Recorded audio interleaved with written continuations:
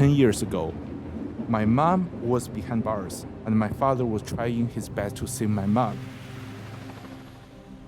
10 years later, my father is behind bars. My mom and I are trying our best to save my father. After the birth of my first daughter, police trespassed into the house. The policeman then threatened to jail and tortured me if I did not speak. He even told me it would be a shame for your baby to grow up without a mother.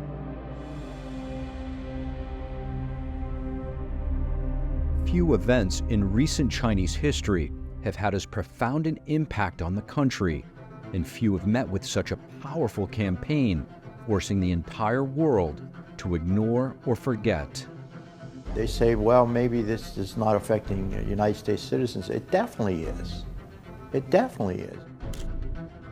But today, we could be witnessing the unfolding of the most untold story of human resilience of the 21st century.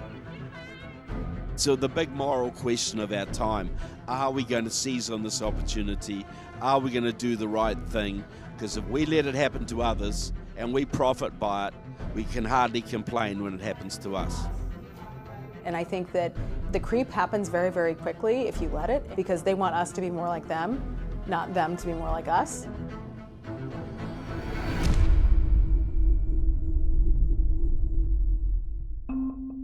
If you were in China in the 1990s, this is what you would see every morning. People, lots of people, young and old, men and women, meditating in parks and public squares. They're practicing Falun Gong. Falun Gong is a Buddhist-based spiritual practice that really involves slow motion exercises, a little bit like you'd see with Tai Chi, a sitting meditation like you see in Buddhism, and the studying of Buddhist-based spiritual principles that are really centered around three core principles: truthfulness, compassion, and forbearance. You're trying to incorporate these principles into your daily life. Be more honest, be more compassionate, be more tolerant. A wonderful spiritual practice. An indigenous Chinese movement based on Asian Chinese philosophy and principles and practices. It started in the early 90s, one that skyrocketed within China. It really was somewhat of a renaissance in that after decades of communist rule, where they're trying to stamp out all traditional beliefs, all traditional culture, people who for decades had been told that they have to believe in Marxism, that they have to denounce Confucius and Buddhism and all these sort of traditional Chinese things, were opening up the Falun Gong books and going, wow. I remember one old Chinese guy, when I first started practicing, said, it was like the good old things of China have come back.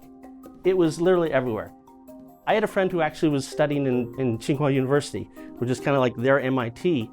On campus, there were at least 3 practice sites every morning. Students, professors doing the exercise, military, academic, farmers, housewives, government, including high-level government officials. So even after just 7 years, 100 million people were practicing Falun Gong throughout China. Things were going great until July 20th, 1999, when the launch of an unprecedented campaign of repression forever changed the fate of tens of millions in the course of China's modern history.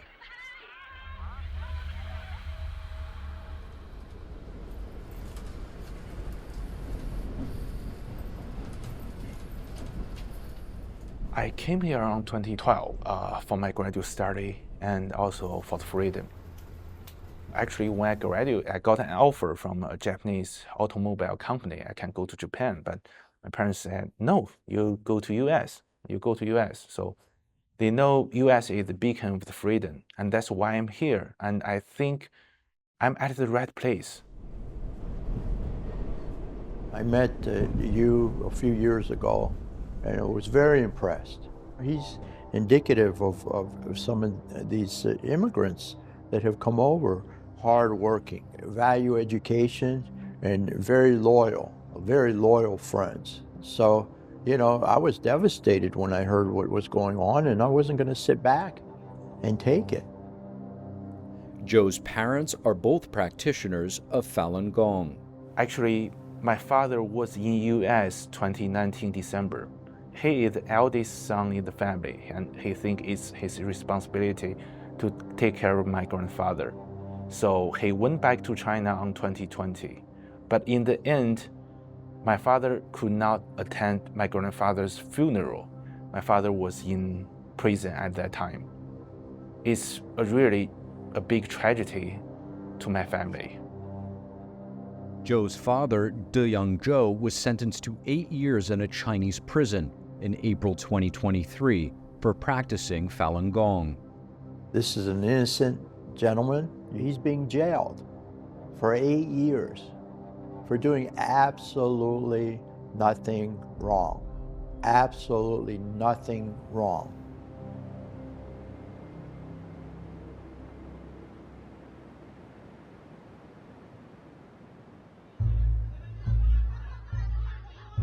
It all began in the middle of the night, July 20th, 1999, when China's ruling Communist Party started a nationwide cultural revolution-style campaign to eradicate Falun Gong, a practice they once supported.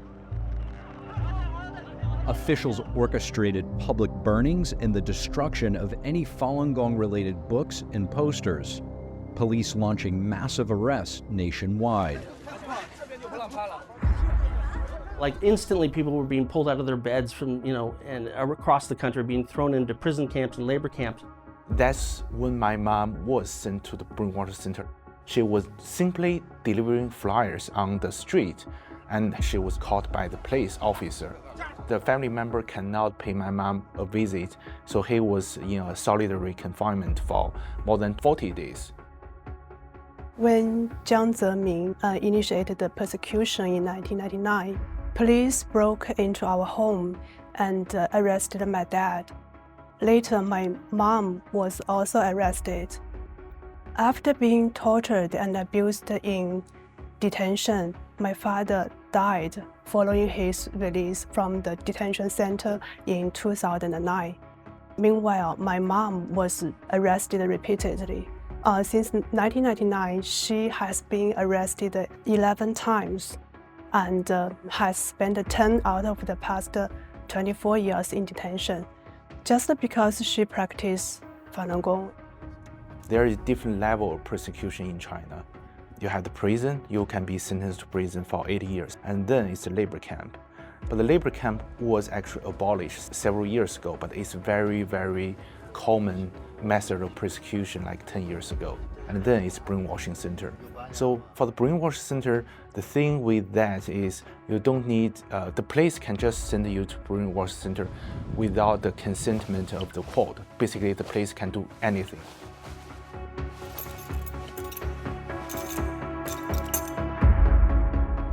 The head of the Chinese Communist Party at the time, Jiang Zemin, announced the plan to wipe out Falun Gong, defame their reputations, bankrupt them financially, and destroy them physically.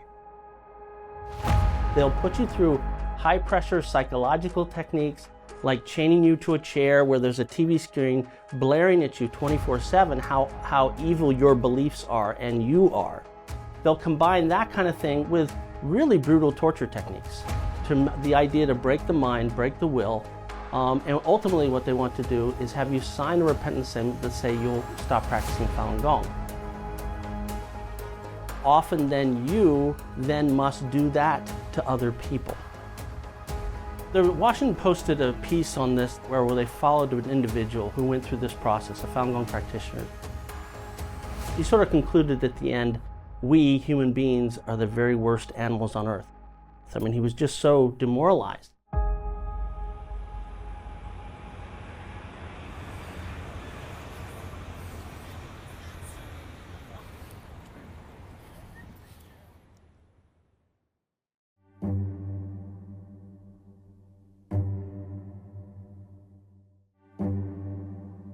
Our family remained separate, and in 2017, a year after my mother Aihua was released, we thought this was finally the chance to reunite for my brother's wedding.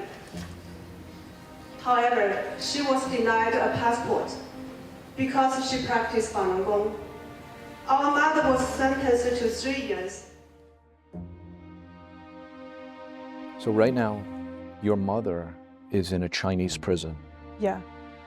How, why, and what is her situation? Actually, I have no idea about her current condition, but I know my mom was arrested last year, July, and the whole year my family couldn't see her, and we don't have her any condition. And my father was actually 62 years old. He has lost almost all his teeth. He cannot eat vegetable, he cannot eat meat, he cannot eat basically every food. The only thing he can eat is the Chinese buns, and he dip the buns in the soup and eat the buns. That's the only thing he can eat. So I'm very concerned about his mental and physical health. And he has been in the detention center for 2 years. So this is very outrageous.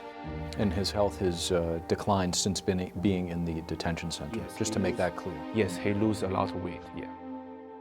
This is just an example of what's going on in China. They're abusing their own people. This gentleman, he went back to take care of his father. He could have stayed here in the United States, but he wanted to take care of his father, his ailing father. Did the right thing, the moral thing. And this is the way he's penalized by his country, his government? You know, what are these communists afraid of?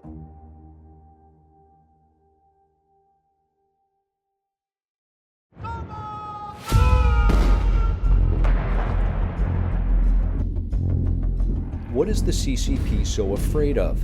That is the key question. What is it about Falun Gong that triggered the CCP? Why did the suppression begin in the first place? 其实听起来都是觉得很 ridiculous 的这种想法。法轮大法在中国红传，那很多人就是道德，通过修炼法轮大法之后呢，道德回升呐，然后呢人心向善呐，那其实应该说对中国社会是一件好事。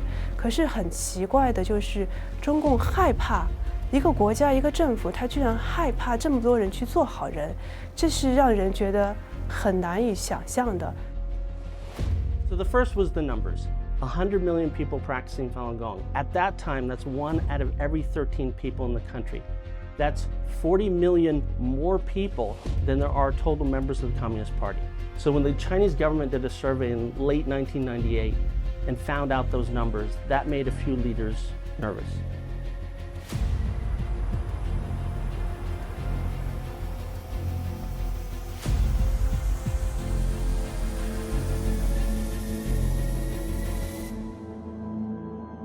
My family on my grandmother's side, they are Christian before the CCP took power. So some of the relatives even flee to US before the CCP took power. And after the CCP took power, they have very severe persecution on Christian. Why? Because CCP want to control what people think, want to control people's mind. If someone believes in religion or someone believes in doing good deeds, then it can be a threat to CCP because at some point they will refuse to follow the CCP's order. That's why CCP started to persecute religion, started to persecute Christian, and then the Buddhism, and now the Falun Gong. So it's a tradition with CCP. But the key issue, the thing that really pushed it over the edge was the top man of the Chinese Communist Party at the time, Jiang Zemin. He was the first leader of China who didn't go through the revolution. He didn't really have any street cred among the other leadership, and he was desperate to build up this sort of cult of personality around himself, much like Mao and other leaders. And right as he's trying to do that, in the 90s, Falun Gong is taking the country by storm. And it was that political motivation, tragically, was what really started the persecution.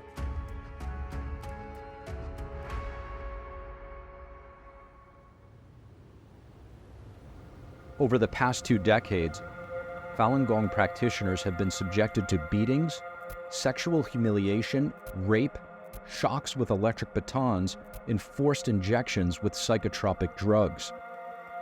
But the abuse does not stop there.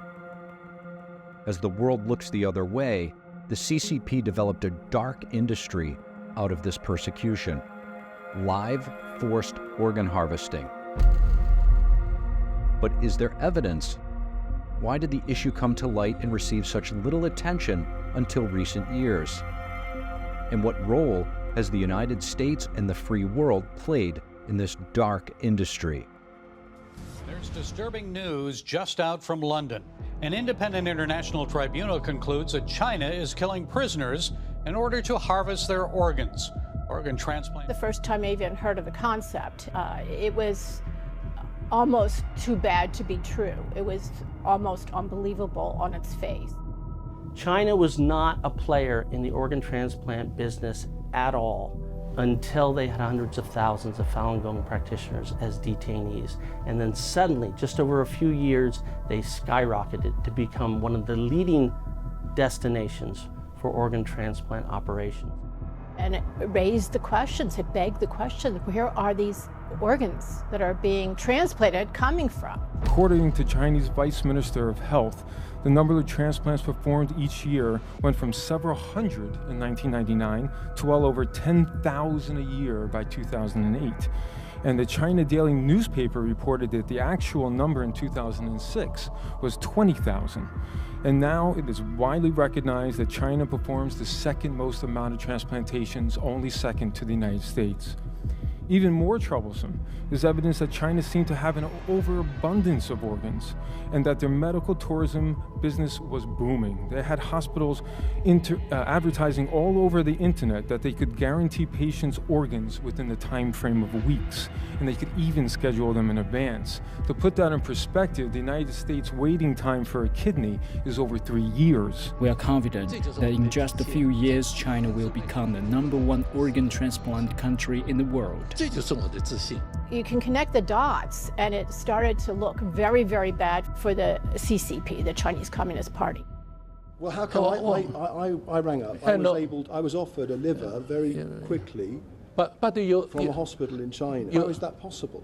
I don't want to listen and answer the question somebody with some political agendas. I've heard directly from some of my constituents about this, and what's particularly unsettling is that this practice allegedly targets prisoners of conscience, including practitioners of Falun Gong. Family members would be presented with a box of ashes of their loved ones, maybe weeks, months after they were taken away. You had testimony from doctors and other prisoners, guards, that this was happening. 就越这个法律为的这种提供的说是很好。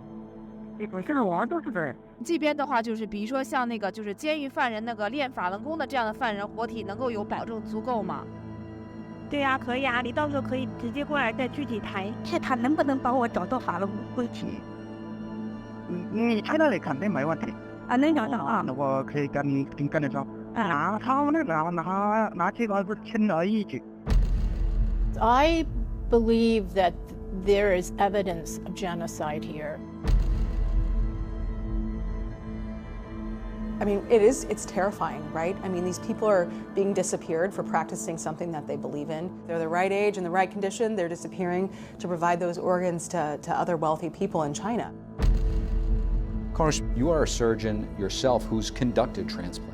Yeah, this is really personal to me because I understand the transplant world itself. Basically, China is murdering, and I'll be very clear about that, murdering prisoners of conscience, people who do not believe like the Chinese Communist Party. They're using humans as guinea pigs to supply organs, either for their own domestic supply or to export them. This is an absolute horrific crime. This is a barbaric practice that would make a Middle Ages executioner blush. It shocks me in particular because I am aware that American medical institutions and hospitals are playing a role here. And I have seen lists of 344 organ transplant surgeons who were trained in this country from China, trained by our own medical schools and hospitals, or have been supported. These transplant centers have been supported by our transplant sector in some way, either with joint research or research money or other kind of foundational support.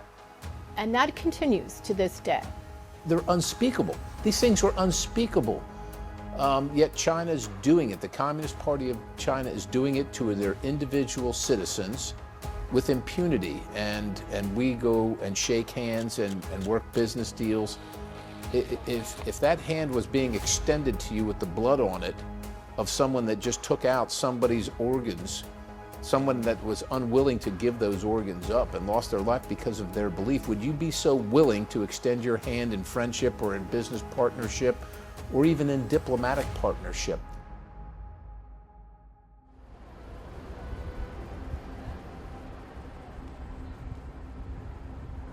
In the world's most populous country, crimes against humanity have been perpetrated against 100 million spiritual believers. The evidence overwhelming, but many have not even heard about it. How did we let it happen? Right in front of our eyes.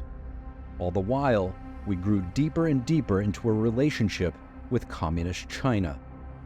Well, when I heard about it and started looking into it, I realized there was something there, and it was so horrifying that we couldn't ignore it. We had to delve deeper. And it was, you run into a brick wall because there's no transparency. You know, I was trying to enlist, and others were trying to enlist American government, members of Congress, medical people, medical sector, in trying to find out what was going on. And there was just, you know, there wasn't a lot of confidence that this was true. And it was difficult to explain because on the one hand, you had the Chinese Communist Party putting out just massive volumes of disinformation and propaganda, denouncing Falun Gong, demonizing them. Falun Gong is strictly nonviolent. It has little to no formal organization, no system of membership, no churches or temples, and no fees to learn the practice. Yet under the CCP's smear campaign in China and abroad, it was portrayed as a dangerous cult, all to divert attention away from the CCP's human rights abuses and to influence public perception. They want silence. I mean, any of our government officials will tell you over the last 24 years, if you want to end a meeting with a Chinese official anywhere in the world, just mention Falun Gong, meeting's over. It's the third rail, it's the one thing they won't let you talk about. But it was more than just the cultural barriers blocking the truth.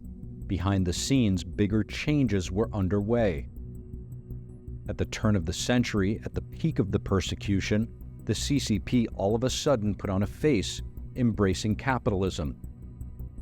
With impressive skylines emerging throughout China, enticing foreign investment, and deceiving the U.S. into accepting China into the global political and economic system. The United States will do everything possible to bring China into the World Trade Organization as soon as possible. The Ministerial Conference so agrees. It wasn't until decades after that we found out where that policy would eventually lead us. Jiang Zemin at the time seemed so moderate, seemed so friendly and jovial, and wanted to open up markets and be vastly different from the Maoist period and from the Soviet period that we knew very well. So it was hard to believe. It was hard for others to believe when we started talking about it. But you know, you cite the year 2006. Our country was still in the position at that point where we were saying, well, gosh, it's all about free trade, and this is going to bring greater freedom to the Chinese people if we just work with them closely. And I was a part of that scope for a while, saying we think as they grow more connected to the global economy, they'll lessen their persecution. Didn't happen. And now you got Xi Jinping, who is a full Maoist, and the persecution level is more intense, and it's more technologically sophisticated of the things that they can do now that they couldn't do back in the Mao era. You find this throughout U.S. history. A lot of times I know what's going on, but I really don't want to hear about it, and I don't want to look at it. That happened really early on about the slave debate. Nazi Germany, we knew what was going on with the Jewish people, and just kind of, look, I'm comfortable here. I really don't want to think about that. 50, 60, 70 years ago said never again. We never want to see this again. And yet much of the world is countenancing it, it is accepting it, is refusing to acknowledge it for profits, for ease of relationships. Unacceptable.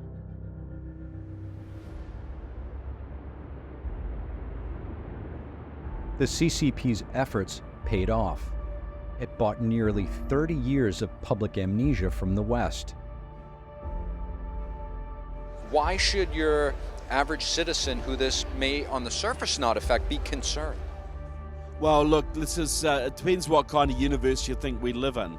If you think this is just a material universe and we're just here to rip off as much money as we can for as long as we can, well, you shouldn't really be concerned. But if you believe we're in a moral universe and there are moral consequences for immoral actions, and we are collaborating with a regime that's on a par with the Nazis, and we're profiting by that and making our lives more comfortable by profiting through that regime and ignoring the mass slaughter, the mass sadistic cruelty that's been inflicted on millions of Chinese, we have no moral high ground when our children suffer the same fate.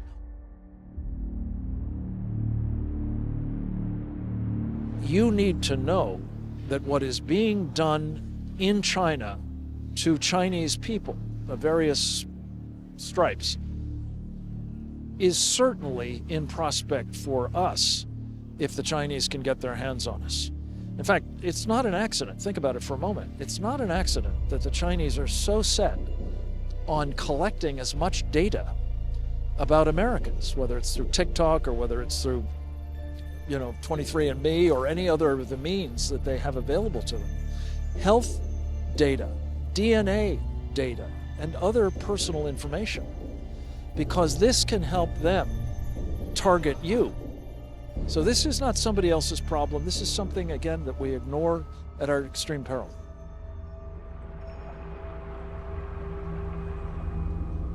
The CCP's expansion of influence in America, how severe is it? Does it really concern us? Is this threat far-fetched, an exaggeration? Or has the CCP already extended its abuses close to home? I think that the creep happens very, very quickly if you let it, and that's exactly what the Chinese are trying to do here. They're trying to creep because they want us to be more like them, not them to be more like us. The Chinese Communist Party is sending agents here, sending police here, establishing a police station in the heart of Manhattan. This May, the Justice Department announced that a CCP agent was caught trying to bribe an IRS agent, aiming to get the nonprofit status of a Falun Gong affiliated organization removed. Well, they call it a Chinese service center. It's located in Omaha, Nebraska. It's odd to me that in the middle of the country, we're talking about San Francisco, New York, you have to remember that in Omaha, we run the world's nuclear triad for the United States Armed Forces. That's the bombers, the ICBM missiles, and then the nuclear submarines. So we're a strategic headquarters for the United States Armed Forces, and to have one of these Chinese service centers in our backyard tells you how aggressive and omnipresent the Chinese want to be in every community in America. And it's startling. It should concern everybody in America that they're penetrating that far into the middle of our country.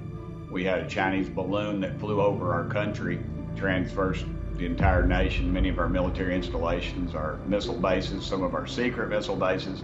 They're buying up property all around there. They're buying our farmland. Their Belt and Road Initiative is locking down all rare earth minerals. We learned that there were spies who were posing as tourists trying to get onto one of our military bases, Chinese spies. So this is happening in our backyard every single day. Chinese have been infiltrated in some communities down to the PTA level. I mean, that is how far and deep this goes. We can't have any illusions or delusions of who the Communist Party of China is, who Xi is, and what we're facing.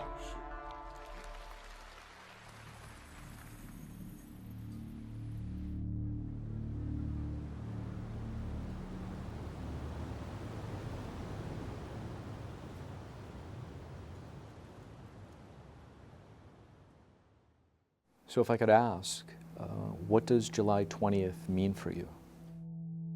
Families are supposed to be together after the persecution started.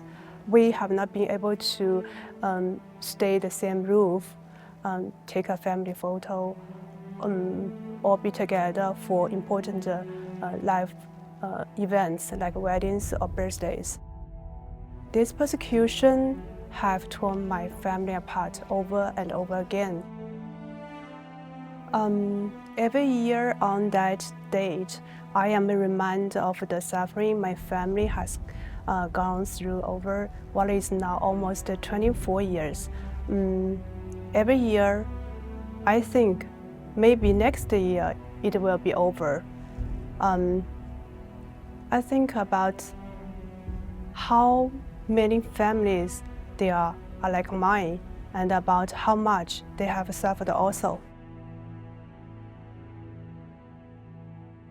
And your dad right now is sitting in a labor camp. What his incarceration put you through, and both psychologically, you must be very stressed out just thinking about him and how he's doing. Not to mention, you didn't even know where he was for a period of time. When I learned they sentenced my father to 8 years in prison, it's overwhelming to me. It's like you just kind of give up. You don't know what to do because they are so strong. I'm in US, my father was in China, and this whole government with all the power and with all the money are persecuting my father, and I'm just nobody.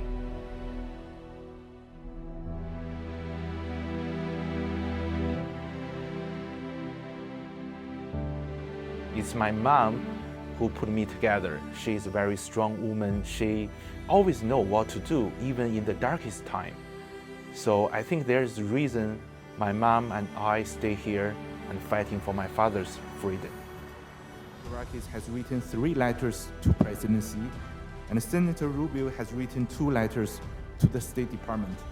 The second letter is co-signed by me. Let's talk about that support that you've received from those elected officials in your state. I think a lot of times when people look at some of these bills or initiatives, they sometimes think that it may be just a formality and doesn't really work. Does it work, and would you encourage them to do more? It definitely works. I will give you an example. So when my father was first arrested, we don't know the whereabouts of my father because the local police refused to tell me where my father is. They even refused my lawyer's right to meet my father. So my lawyer has to fly to my city twice, hand out the material, and still got denied. For its human rights. My Congressman Biderakis wrote the first letter on end of April 2021. So I called the prosecutor office and told them, my congressman has written a letter to presidency, and this is our legal right to meet my father. And just 1 hour after this phone call, my lawyer received another call telling him he can meet my father. That's the first time my lawyer can meet my father. And ever since then, my lawyer has no trouble meeting my father. So it just shows like how international support can make a difference.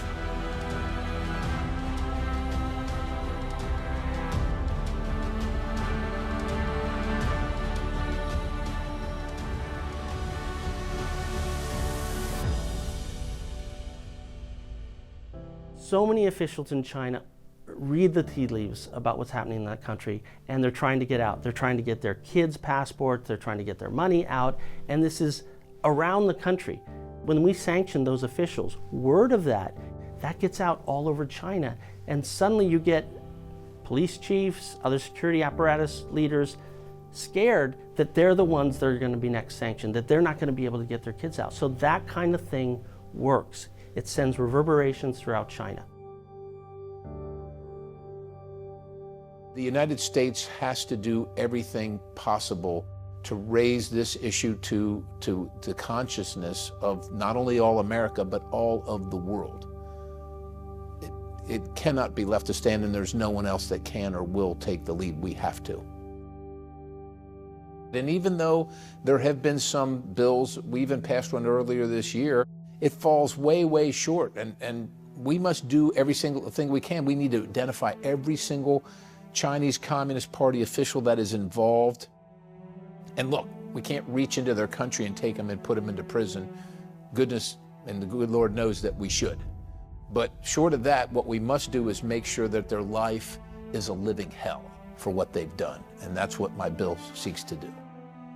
Your bill essentially makes them think twice if they were associated with organ harvesting, which many have, if they come into the United States. Absolutely, because we're going to do something about it. So even if you just drove the person to the clinic, if you had anything to do with it, don't come to America, because we're going to get you. What most people don't know about Falun Gong in China is, for the last 15 years, is the largest civil disobedience movement in the world. That is, tens of millions of Falun Gong people every day are creating an underground media, leaflets, pamphlets about the persecution they face, about the terrible history of the CCP, and usually undercover at night, they're leaving it on doorsteps. And this is happening all over China. Big cities, small villages, and everything in between. And so there is a tremendous groundswell in China to let the people know what the true history of the regime is, what's really happening to Falun Gong, and that's creating a lot of awareness. And I think ultimately that is going to win the day in China. And if it wins the day in China, it could be a tremendous difference for the world. Imagine not having the tyranny of the CCP looming over the world on the international stage.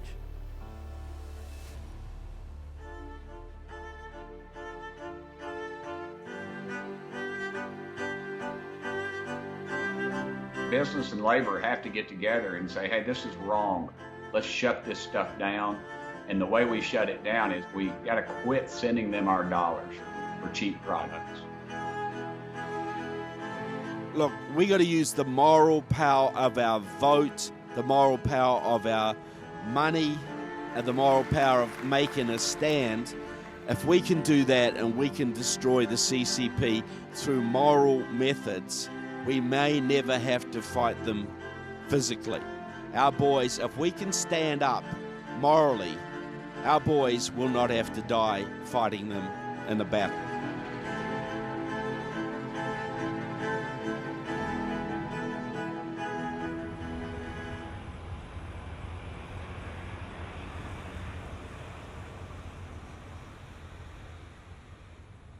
What would your message be to the American people? What do you want them to know? Cherish the freedom you have. 2 years ago, my Congressman Billy Rakis, he gave lecture at USF, University of South Florida. So at one lecture, he actually invited me to that lecture to tell my story to American students. So based on my experience, I think many young generation from US, they do not understand what's going on with the communism. They do not understand the value of freedom. Freedom is a human right. Everyone in US, they are born with, but freedom can be a privilege in other countries, in other regions. And I think every American should realize that, should cherish their freedom and fight for their freedom, because at some point, someone will come to your home and take the freedom away from you, and you have to be prepared for that.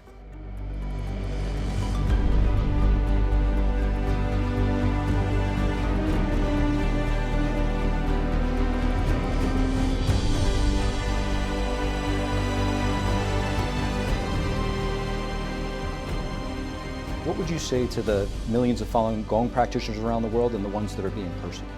We hear you. We know what the Chinese Communist Party is doing. Stay strong. They're resilient people. Keep up the good work. Don't give up your principles, and help is on the way.